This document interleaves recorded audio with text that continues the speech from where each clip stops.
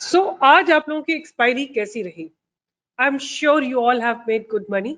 Market बहुत volatile था।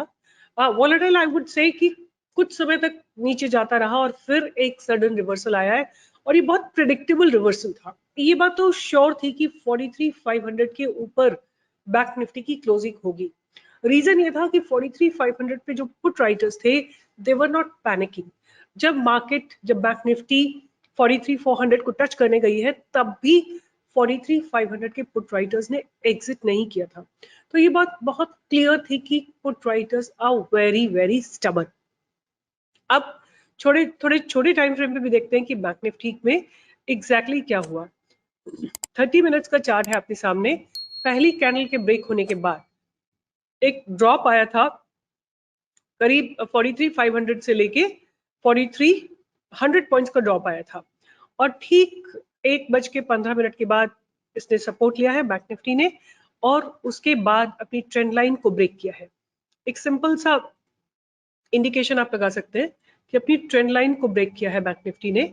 Long standing trend line को ब्रेक किया था और जितना लॉन्गर आपका पास टाइम फ्रेम होगा उतना बेटर आपको ब्रेकआउट मिलेगा। तो बैंक निफ्टी ने अपनी लॉन्ग ट्रेंड लाइन को ब्रेक किया था एंड 470 से एक जो ब्रेकआउट आया था सीधा जाके बैंक निफ्टी ने 250 पॉइंट्स का मूव यहाँ से दिया है। तो ये एक बहुत ब्यूटीफुल बाय का ट्रेड बना था for those who want to trade in zero to hero calls and in the since morning it was a down trade that was active. So anyway, I'm sure you all are pretty smart and you must have all made money. Now what can be expected? तो मैं थोड़ा सा bank Nifty के बारे में discuss करती हूँ ताकि जो मेरे दिमाग में जो चल रहा है वो मैं आप लोगों के साथ डिस्कस करती हूँ कि बैंक निफ्टी काफी समय से ऊपर जाते जाते जाते ऑन 23rd मई, ऑन 15th मई एंड 16th मई इसने डबल टॉप लगाया। एक डबल टॉप लगाने के बाद इसमें इनडिसाइसिवनेस आई है फॉर ऑलमोस्ट 1 2 3 4 5 6 डेज के लिए इनडिसाइसिवनेस आई है और कल एक लॉन्ग टेल दोजी बनी थी और आज उसका इफेक्ट हुआ कि थोड़ा सा गैप डाउन ओपनिंग के बाद भी मार्केट थोड़ा नीचे गया और एक बहुत स्ट्रॉन्ग सपोर्ट जोन से सपोर्ट लेके वापस आया है। तो ये रिवर्सल मेरे हिसाब से एक बहुत स्ट्रॉन्ग रिवर्सल है। तो what am I expecting? I am expecting bank Nifty अगर थोड़ा सा कल गैप अप ओपनिंग देती है तो हो सकता है कि 44,000 को टच करने बैंक निफ्टी चली जाए। तो ये पॉसिबिलिटी है बैंक निफ्टी के लिए। और अगर देखा जाए तो Indian market with respect to any other market, whether it is European market, whether it is American market, it is way stronger. In fact, FIs and DIs both are investing right now in um, Indian market, and that's the reason market is pretty strong. गिरने के बावजूद इतना like Nifty अगर आप देखेंगे तो Nifty में भी एक ड्रॉप आने के बाद 19th में को एक बाउंस आया. I am expecting a little reversal from Bank Nifty and Nifty. It is possible for Bank Nifty to go above 18,438 and Bank Nifty to go and touch 44,000. तो ये एक्सपेक्टेड लेवल्स हैं मेरे आने वाले दिनों में. तो अभी मेरा स्ट्रेटजी क्या रहेगा? I will be selling its put and holding it for the next week. So this is my stance. This is going to be my stance on Bank Nifty and even on Nifty, because until 44,150 is broken, I'm not expecting any up move. Until 43,380 is broken, I'm not expecting a downfall. तो ये जो range है ना आपके सामने, this has to be broken right for a decisive move. तो वो range बनती है 44,150 एंड 43,380 के नीचे.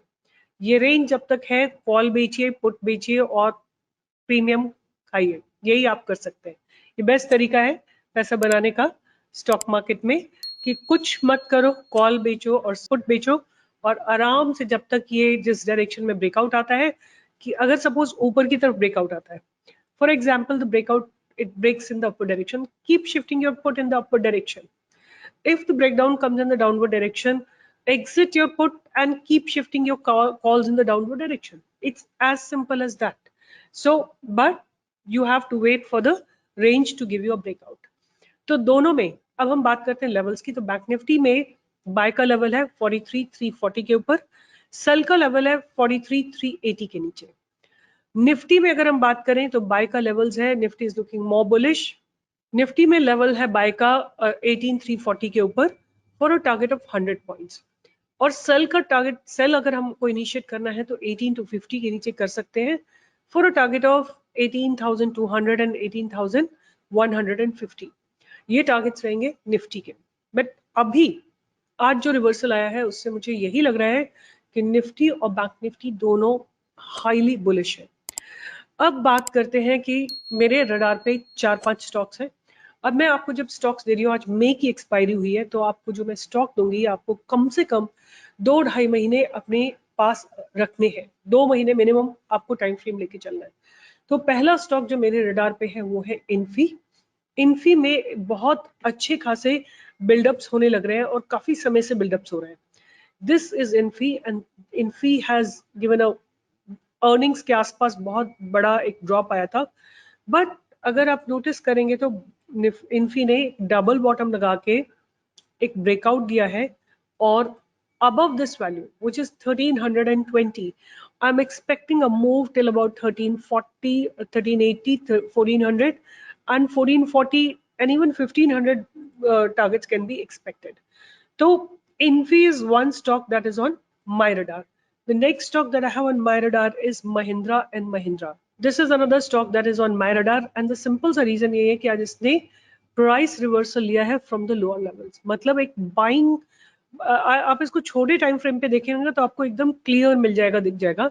जो मॉर्निंग पुश था डाउनवर्ड डायरेक्शन का, मॉर्निंग में जो पुश आया था डाउनवर्ड डायरेक्शन का, it has been completely negated by the buyers. मतलब buyers have really pushed the price up.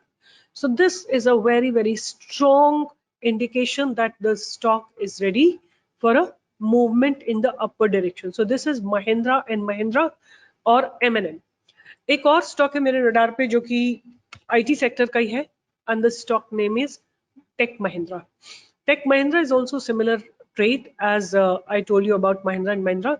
There is price rejection from the lower levels. The bulls have come in the later half of the day and move the price up. तो मैं आप लोगों को एक चीज और बोलना चाहती हूँ कि कौन से ऐसे सेक्टर्स थे जो आज अच्छे ब्रेकआउट आ रहे थे, जिनमें पहला सेक्टर था ऑटो सेक्टर, दूसरा सेक्टर था आईटी सेक्टर, और तीसरा सेक्टर था कुछ banking sectors.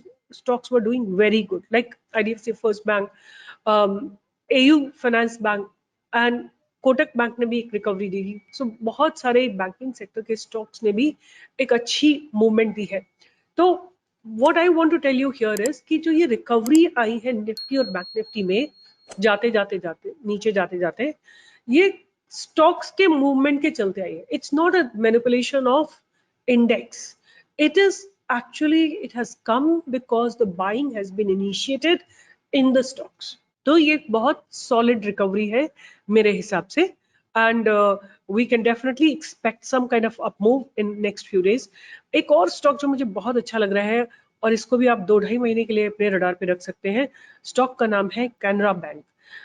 This stock is also looking very very good to me right now. It's in consolidation zone. आपको वेट करना है for it to give a close above 303. 303 के अगर ऊपर ये स्टॉक क्लोजिंग देता है, I can even suggest you that you can buy a call option for this. 300 का कॉल ऑप्शन आप ले सकते हैं, in the money at the money call option ले सकते हैं। अगेन आप जो चाहे ले सकते हैं, बट मेरी आपसे हम्बल रिक्वेस्ट है कि आपको रिस्क मैनेजमेंट करना है, मनी मैनेजमेंट करना है, ट्रेड मैनेजमेंट करना है। अभी मेरे पास एक ईमेल आया हुआ था किसी का, I won't take the name, उन्होंने इन्फी की कॉल ली हुई थी और जो उनको अपना जिससे घर बनाना था वो सारा पैसा एक सिंगल कॉल में लगा दिया था, और वो कुछ उनका 10-12 लाख रुपया था और वो पूरा पैसा उनका उस कॉल में चला गया। तो मेरी हम्बल रिक्वेस्ट है कि देखिए, आप घर बेच के, गाड़ी बेच के, सोना बेच के आप कोई ऑप्शन लेते हैं तो आपके पास कोई ऑप्शन नहीं बचेगा पैसा कमाने का। आपको बहुत समझदारी से मार्केट में इन्वेस्ट करना है। थोड़ा थोड़ा पैसा लगाइए, कोई जिंदगी खत्म थोड़ी हो रही है। आज ये ट्रेड चला गया तो क्या हो गया, अगला ट्रेड आएगा, एक लॉट करो, 2 लॉट करो, that's it. Stop loss maintain करो, प्रॉफिट बुक करो, Don't play with your life like this. It is going to give you a lot of stress. So can be के, और मेरे इस रडार पे एक ऐसा स्टॉक है जो बहुत लंबे समय से लॉन्ग कंसोलिडेशन के बाद एक ब्रेकआउट के लिए तैयार है।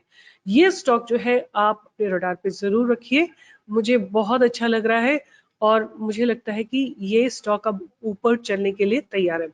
और स्टॉक का नाम है वर्लपूल। अब वर्लपूल को देखिए, ये इसका कंसोलिडेशन जोन है, लगातार स्टॉक कंसोलिडेट कर रहा है, ऑलमोस्ट लाइक फरवरी मार्च अप्रैल मई, मतलब ऑलमोस्ट लाइक 3 साढ़े 3 महीने कंसोलिडेशन के बाद एक ब्रेकआउट आया है।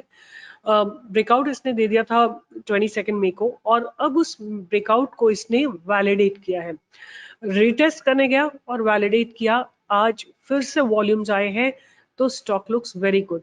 इसको आप अगर होल्ड करते हैं 1440 के ऊपर, बिकॉज ये फ्यूचर का स्टॉक है, आपको इसमें 1600, 1500, 1600, 1650 तक के टारगेट जरूर आते हुए दिखाई देंगे, बट होराइजन आपका कम से कम 2-2.5 महीने का रहना चाहिए। तो मैंने जो 5 स्टॉक्स आपको दिए हैं वो दिए Infy, Mahindra and Mahindra, Tech Mahindra, Can BK and Whirlpool. ये 5 स्टॉक अपने रडार पे रखिए और ट्रेड करिए, समझदारी से ट्रेड करिए, and do join me for live trading every single day from 10 to 11.